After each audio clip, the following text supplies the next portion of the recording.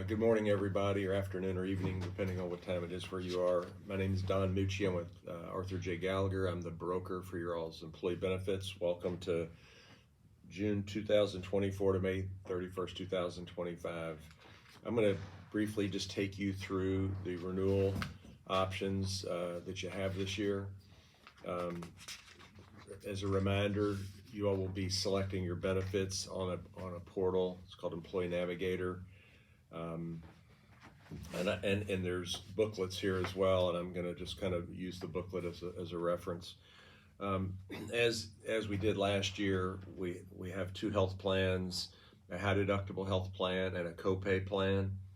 I always want to remind people what makes a high deductible health plan high deductible is not how high your deductible is. It's the fact that you do not have access to care being reimbursed by the insurance company until you meet your deductible. That being said, that's not true of your wellness, your annual physical, your well care. That's paid in full on either plan, no copay. The plans didn't change much from last year. I think the high deductible plan you had last year had a $3,000 deductible, and it went to $3,200 this year.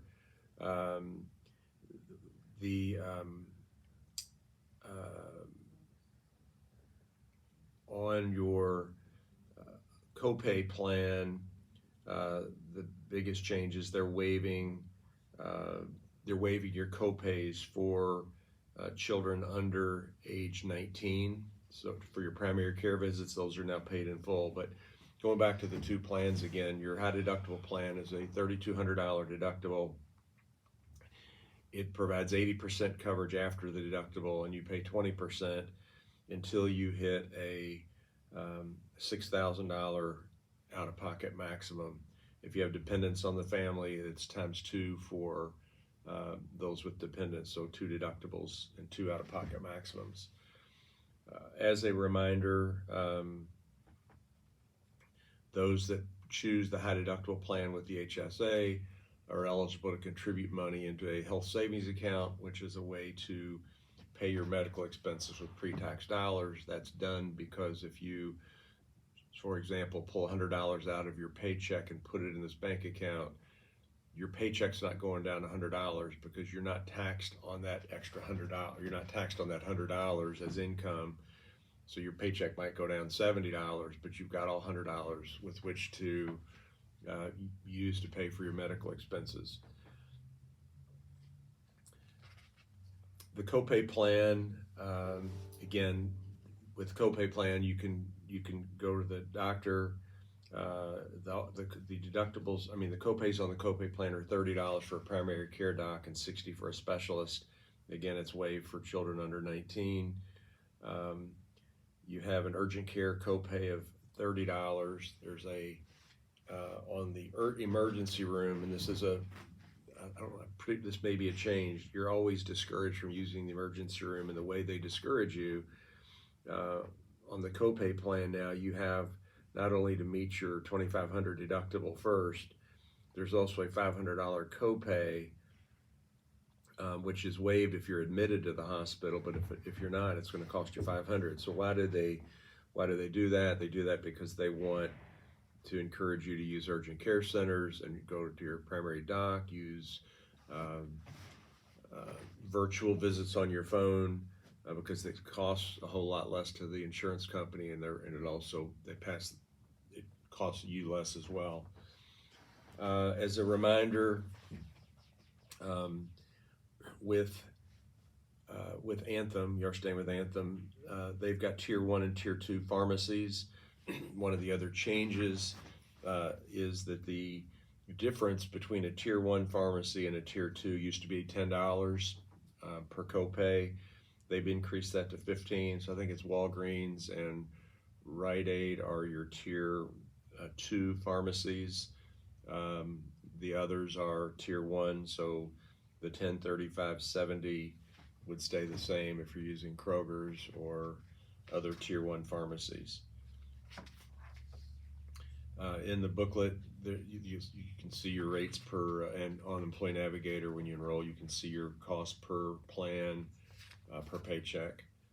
The maximum you can put in a health savings account in 2024 is $4,150 if you have single coverage, $8,300 if you've got dependents on the plan, and again, if you're over 55, there's a $1,000 catch up, as they call it, that you can put in as well. If you have questions about opening a health savings account, I would talk to the human resources people here, and they can help direct you. Your dental insurance is with Guardian, and nothing changed from last year. There's no deductible for preventive care. Basic services, you're paid at 100%. I'm sorry, preventive's paid 100%. Basic services, which in the booklet is defined what is basic: fillings, basic root canals. You've got 80% coverage. Major services are at 50%. Orthodontia for children under age 26 is paid at 50%. But the orthodontia has a lifetime maximum of $1,250, whereas your other services are $1,000 of benefits per year. If your dentist is out of the network, it will cost you more to go to see your dentist. The plan doesn't pay as much. Your dentist could balance bill you above the usual and customary, and by that what I'm saying is if something is paid at 80% in network, you're limited to 20% of the bill. If you go out of network and the insurance pays 70%, you pay 30%, you pay the 30%. But if that dentist charges an extra $100 because he just has higher rates, you would have to pay that $100 in addition to the 30%. So staying in network gives you a better benefit and protects you against being overcharged.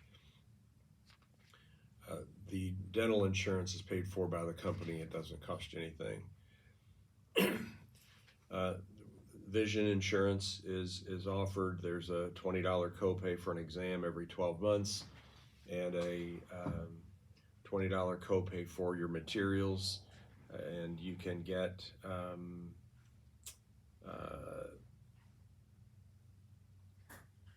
well, I'll just leave it at that. There's for various other progressives and things like that, there's other copays as well. And again, to find an in-network eye doctor, you would go to Anthem.com. So your vision is with Anthem, as is your medical. Everything else is with Guardian. The company provides $25,000 basic life insurance for you, and it also includes accidental death and dismemberment, which basically is a benefit. If you die in an accident, it pays double. So you'd, instead of $25,000, you'd have $50,000. There is a benefit reduction at certain ages if you're still working at age 70 and 75. Make sure when you do your enrollment that you re-elect your beneficiary on your life insurance policies as well. You have the option to buy additional life insurance as well. You can buy up to $500,000 in $10,000 increments, as well as accidental death and dismemberment. If you see something in there that talks about guaranteed issue, the guaranteed issue amount would only, if you're under age 65, is $100,000. That would only apply if you're a new hire, or when you first offered this, it was guaranteed issue. So if you apply for coverage now, there is an evidence of insurability form that you would need to complete. There's not as much to it applying for group life as there is an individual life policy. It's more you're going to just answer some health questions, and they're either going to say yes or no. Whereas if you applied for an individual policy, you would get a paramed exam, et cetera, other things depending on the situation, the amount. So again, it's available to you. And again, when you go to Employee Navigator and you put in an amount, it'll tell you how much it costs per paycheck. The company offers short-term disability, where you can receive up to 60% of your income up to a max of $1,000 per week.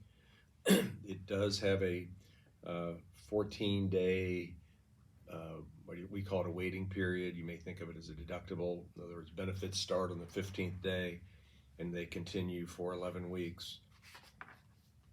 At that point, you could also buy long-term disability, which would then start at the end of that 13 weeks, the 2 plus the 11. And again, the rates are here. You can, on long-term, you can apply for 60% of your income up to $5,000 a month. And, you know, group long-term disability is offset by other income sources such as workers' comp or Social Security. But I think this is a very important benefit because a lot of times it may take you, it could take years to find out if you qualify for Social Security disability. There are, the company also offers 3 other benefits with Guardian: critical illness, accident insurance, and hospital indemnity insurance. And with critical illness, you basically select a benefit amount, and if you're diagnosed with one of those illnesses, you get a one-time payment. There's an accident insurance policy that basically says if you are injured in an accident, there's a schedule of benefits that will depending on what the injury is, there's a schedule of payments that they would make if you're injured in an accident. And I'm kind of going fast. I hope I'm not going too fast or I'm losing people. There's also a hospital indemnity policy. I hope I'm not distracting people flipping pages. Where if you're admitted into the hospital, because there is a, either plan, you've got a deductible, there's $1,000 per admission. If you buy the hospital indemnity policy, there is, listen, I just encourage you to look at it. The one thing that I don't want people to do is become insurance poor, where you buy everything under the sun. If you were to ask me what's the most important benefit, in my mind, if you were trying to pick, I would say long-term disability, just because of the catastrophic nature of it, and short-term disability. Imagine not having a paycheck. I would put more emphasis on those than the accident policy, the hospital indemnity, the critical illness, simply because if you can't work because of one of these, an accident or an illness or something like that, I mean, that income that you're going to miss is going to be probably more than the benefit you would gain from these other policies. So I'm not trying to discourage you from looking at these. You should look at them, but I would be more concerned about my disability coverage than the other benefits. The company also has an employee assistance program that's through Guardian, which is basically it's predominantly a telephonic, if you're in a tough spot in your life, you have issues with your marriage, your kids, whether it's financial advice or any type of thing like that. There's I think an unlimited number of telephone calls. You can call an 800 number and speak to somebody, and I believe the program also has a couple of face-to-face meetings with a counselor as well. I guess at the end of the day, I would just close with, if I'm trying to pick which plan is best for me, I would encourage everybody to you've got to look at your situation. You need to find out what specifically what the true cost of your prescriptions are. If you're simply looking at, if you're on the copay plan and your copay is $10 or $25 or something like that, and you're thinking about going to the high deductible plan, I don't want you to have the sticker shock of going to fill the prescription, knowing you have to pay for the entire cost of the prescription until you hit your deductible, and you found out it was $100, or if you've got a tier 3 drug that you had a $75 copay on, and now all of a sudden it goes to $300.